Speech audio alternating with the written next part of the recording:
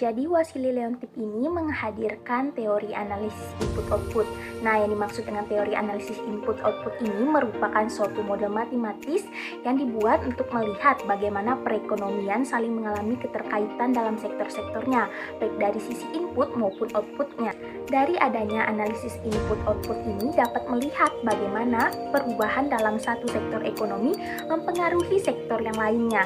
Nah, di samping itu juga dapat melihat atau mencari apa sih sektor kunci atau sektor keunggulan dari wilayah tersebut yang berguna dalam perencanaan pembangunan dan pertumbuhan dalam mencapai target pertumbuhan ekonomi di dalam suatu wilayah atau daerah. Nah, dapat dilihat ini merupakan salah satu contoh tabel analisis input-output. Kuadran pertama ini menjelaskan bahwa adanya transaksi antara, yaitu transaksi barang dan jasa yang digunakan dalam proses produksi, di mana transaksi antar sektor yaitu yang termasuk arus barang atau jasa yang dihasilkan oleh suatu sektor yang digunakan oleh sektor lain atau sektor itu sendiri sebagai bahan bakunya.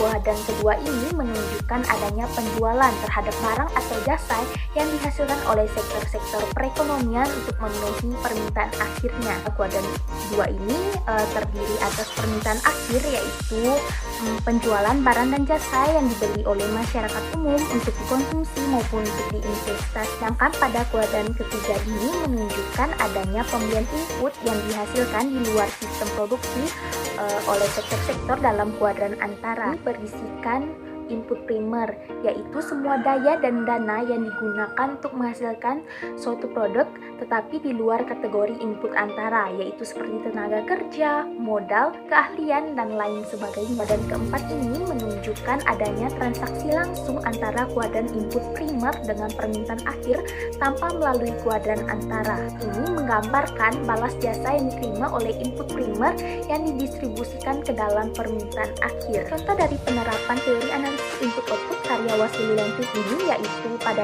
di negara Indonesia sendiri digunakan sebagai dasar perencanaan pembangunan.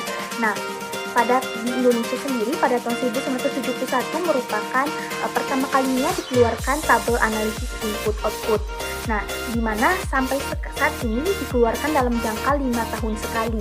Nah, pada negara Indonesia sendiri, sesuai di mana jurnal yang saya baca pada tahun 2008 mengatakan bahwa sektor unggulan di Indonesia itu terdiri dari 13 sektor, dan salah satu yang termasuk dalam sektor unggulan itu yaitu adanya sektor perdagangan.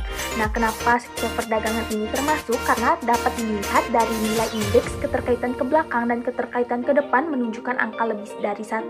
Nah, sehingga dapat diidentifikasikan bahwa sektor perdagangan ini merupakan salah satu penggerak roda perekonomian di Indonesia.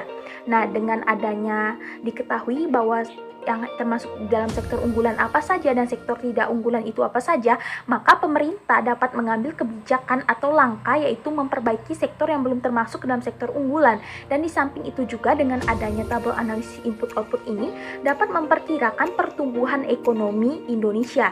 Nah, dengan memperhitungkan ketersediaan bahan baku di dalam sektor ekonomi, sehingga dapat dikatakan bahwa teori analisis input-output ini masih relevan digunakan sampai saat ini untuk menganalisis ekonomi dalam suatu negara, untuk melihat sektor ekonomi apa yang menjadi penyumbang tertinggi di dalam suatu negara tersebut.